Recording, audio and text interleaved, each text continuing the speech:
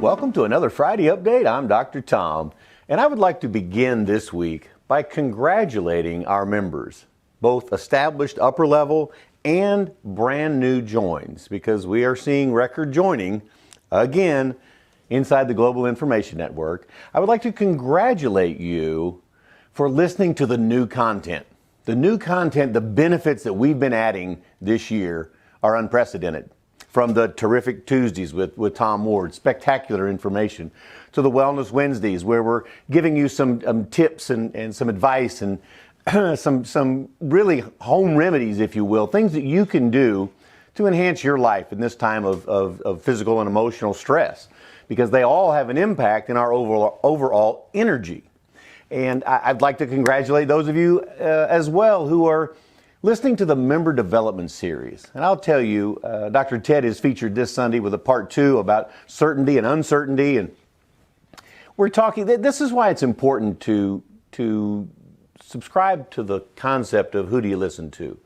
And who do you mastermind with? Who do you converse with? Who are you spending your time in this, particularly in this stressful time for the planet, this disruptive time? See, not all stress is bad. There will be some very good things come from all of this.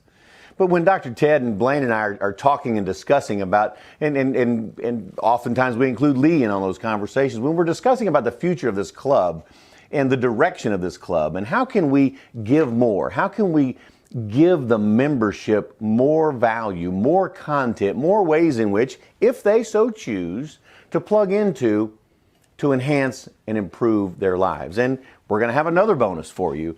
Our very own Lee Kinney is going to be doing a Financial Friday, some financial tips, if you will, and periodically we will be adding those to content. We'll make an announcement, we'll send out an email, check on the website. You remember, we're driving more and more toward go to the website, go to the website, go to the website. Check on the information that is available to you, the webinars that are available to you. That the level of information that is on that site is unprecedented.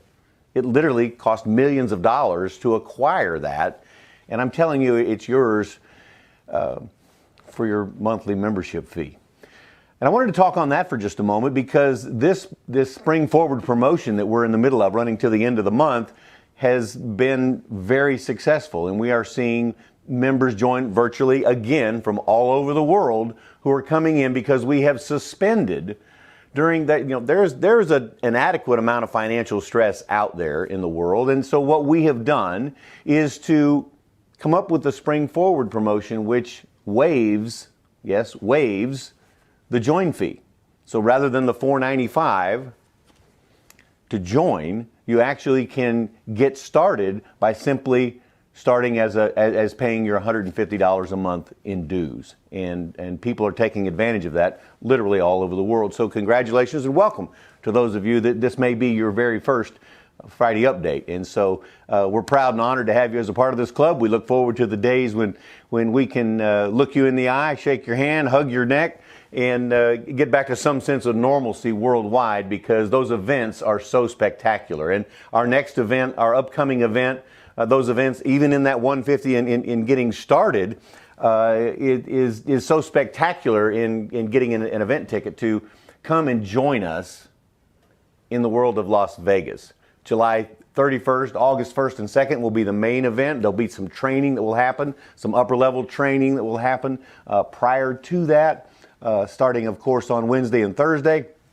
The main event starts on Friday and Saturday, Sunday. So we look forward to seeing you there. We have been spending some time actually this week, your Gen team, talking with the Mirage, with the hotel, and actually listen to this, get this lesson, because so many people have gone into a state of fear. So many people don't get it yet about how hurtful fear is, how constricting fear is for your energy ball. As an example, we contacted the Mirage and said, what's your status? What's happening? We have an event in July. We're now in April, and there are still travel bans. And so we addressed this. The point is, we addressed this up front. And their first comments were, thank you so much for being proactive. Thank you for reaching out to us and see how can we better assist you. You see, this is a team effort, not only from Jen, but a team with the hotel and with the PSAV, with the audio-visual people, with the restaurants, with the food and beverage people, with getting all of the rooms ready for each of the different meetings that we have. And so there are a lot of moving pieces in these events. And we had a really, really good discussion. And they're going to be doing, at this point, they're scheduled to be doing a soft opening in May. So things are on schedule as far as we know, and we'll keep you up to speed and we'll be proactive. And so the point is, are you being proactive? Are you making decisions? Are you using this time wisely? When so many people around you can go into chaos and they drop straight into fear, are you using this time to remain in faith that there will be great things happen on the other side of this? Whether it's a complete spiritual awakening that happens for this planet, whether it's something that you can take this time to analyze, know the score of your business, your relationships, find out where are your weak spots, because they're being stressed. At certain times, I'll tell you, I talk to a lot of people who in relationships have never spent this much time together. The kids are home because school is out. The parents are home because they're being told to work from home, if they still have a job and they have that ability to be able to do that. So there's an increased family stress that's happening just from a relationship, just being together that much time. You know, it's kind of like, you go on a week-long vacation, and by the end of the week, oftentimes people say, well, it's time to get back to some other form of normalcy. Well, this has now gone on for weeks. And so it's important to understand how that stress, how that production of cortisol in your body changes you chemically. And you actually respond differently if you don't pay attention. So pay attention. Listen to your body, listen to your surroundings, listen to your environment. Reevaluate just before you go to bed, when you have that quiet time. Maybe it's just before you do meditation, maybe it's just before you do a motor march. When you have that quiet time, reassess what your day looked like. What did you handle well, and where are there some areas of improvement? Because let's face it, we can all improve. There isn't anybody watching this or anybody doing this that doesn't have an area of their life that they can show improvement. Remember, it's a process. It's a journey that we're on here. And so these thoughts led me to looking back to, of course, Napoleon Hill's Laws of Success books. And I'm telling you, in the world of success, these things are of biblical magnitude, if you will. And so I was looking at a couple of thoughts and a couple of quotes. And one quote in this book that reminded me of how important it is a man is half whipped the minute he begins to feel sorry for himself. Get that? A man, and this time a man or woman, is half whipped the minute he begins to feel sorry for himself or herself. Or to spin an alibi which would explain away his defects. You see, that's excusitis. Are you using this time wisely, or are you whining and complaining and blaming and saying it's somebody else's fault? It is what it is. Take responsibility for where you are. And I've talked for weeks now about this fear versus faith coin. And the beauty of that is, are you in fear or are you in faith? And let me same book, a little later on, it talks about fear. And I remembered this aspect of it, that there was a place in here where fear was specifically addressed. And so I think it is incredibly timely for where we are as a world, being constantly bombarded from the news media. Please just have a limited access to that information, because things are skewed. The way they count these things is now being skewed. So the information, just don't think that it's truth or factual. They're just statistics, and statistics can be manipulated, and they're being manipulated. So there are 6 basic fears that people have. One is the fear of poverty. And listen to how many of these fears are being implemented right now for the world. The fear of poverty, if you're losing your job, if you're thinking about employment, when you shift into that fear of poverty or financial crisis, they're all stored in the same place in the brain, it brings your energy ball down. It brings you toward failure versus success. It takes you into a realm of doubt and uncertainty. The fear of poverty, number one. He gets more pleasure. He gets more pleasure. This is interesting, the thought, because it says you get more pleasure from, it makes an analogy to the animal kingdom of some animals, they are instinctively consuming other animals. They eat other animals. That's how they live. That's their food chain. And they say, while man does not have that in their propensity, that the reality is that they consume others financially. And so that ties into the whole poverty lesson that is listed here. So don't be afraid about income. For people who are interested, there are ways to make money. You will always find a job. Will it be different? It may be. Different isn't always bad. Different can be very good. The second fear is the fear of old age. The fear of old age, which triggers the emotions that happen when they talk about particularly people that are in the nursing home area at this point, because they tend to be of an elderly age. They're also in fear, the fear of old age. The fear of ill health. See, the first three, these are all in play right now globally. The fear of ill health. So rather than fearing ill health, take a proactive step and move into health. Do the things in those 6 essentials that I've talked about. Do those things in what you eat and drink and exercise, rest and breathe, what you eat and drink, exercise, rest, breathe, and think. Do those things on a regular basis and come from a position of faith, because I'm moving toward a better avenue in each of those areas of my life, so I don't consider the fear of ill health. I consider the blessing of health. Move toward that. The next fear is the fear of loss of love of someone. The fear of loss of love of someone.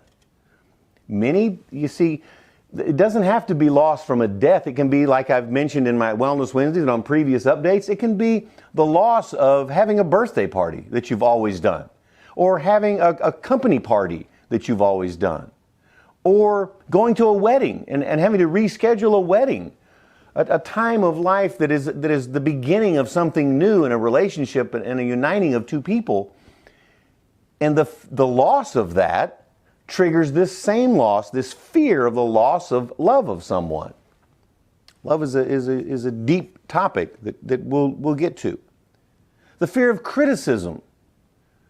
The fear of criticism, the fear of having someone criticize you. You see, oftentimes when you learn new concepts, or you're studying new teachings, or you're changing, many people attempt to pull you back because people are averse to change. And they may begin to criticize you and say, boy, you're different. You don't have time for us anymore. You're always studying. You know what? That's okay. It's a different form of criticism. It is criticism. The reality is you're moving to a better place. You're being able to enhance your health, wealth, relationships. You're moving forward. You're completing your journey. Not everyone is on your journey. Understand that. There are different people on different journeys. Stay focused. And lastly, the fear of death. So here we are, those 6 fears: poverty, old age, loss of health, loss of love, criticism, and death are all in play worldwide. So it is my ask of you today to consider these topics that I want to move to. Again, same book. Remember, there are, 2, 4, 6, 7, 8 volumes of this. This is just a couple of earmarked pages that I have. A winner never quits, and a quitter never wins. You see, that has particularly, this was written in 1928, yet that quote was hanging in the locker room in my high school for our football team. And every day when you walked in, this was the first thing that you would see. A winner never quits, and a quitter never wins. It not only applies to team sports, it applies to life. And it's on the preceding page to a chart. And this chart talks about the 15 laws of success, and it allows you to keep score. And this particular graph and chart was done for Henry Ford and Benjamin Franklin and George Washington and Theodore Roosevelt and Abraham Lincoln and Woodrow Wilson and William Taft and Napoleon Bonaparte and Calvin Coolidge and Jesse James.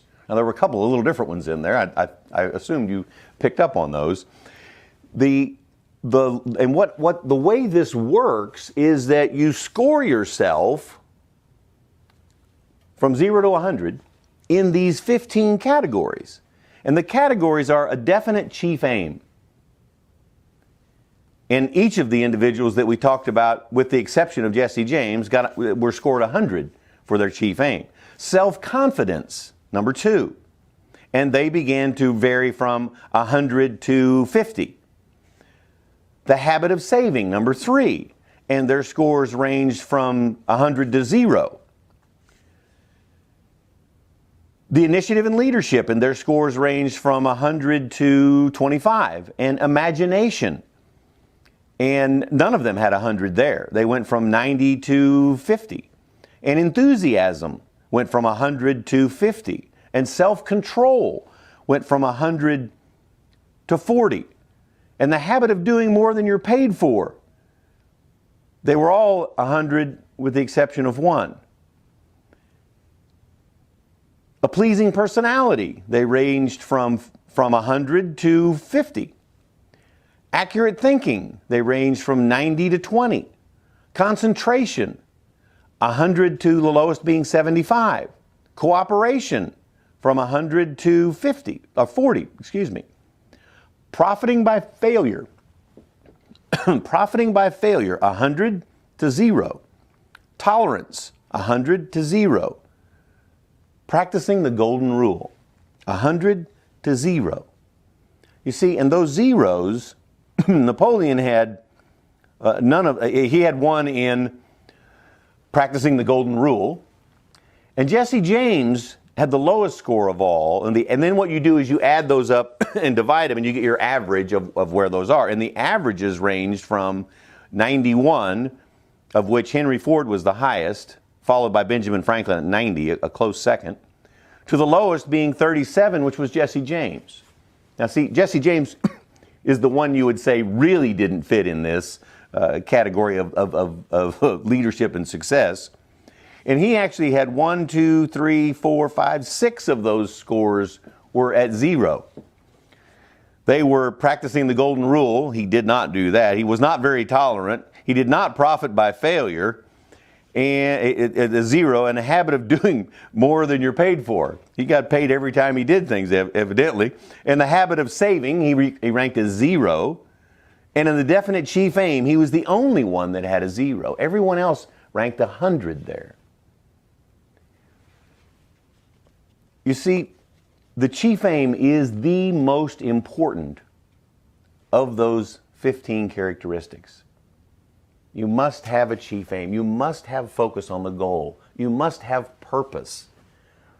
And when you can get that purpose aligned with your energy, your life will skyrocket. And you will find an inner peace that you may have only read about, that you may not even think is possible because you're not, that you haven't traveled there yet. Go as far as you can see, and then you'll see further. Go as far as you can see, and then you'll see further. And it is our desire to provide a path and a vision in 2020 for you to be able to see further, for you to be able to go further, for you to be able to travel further on your road, on your personal road to success. That's our update for this Friday. I hope you have a spectacular week. Be safe. I'm Dr. Tom.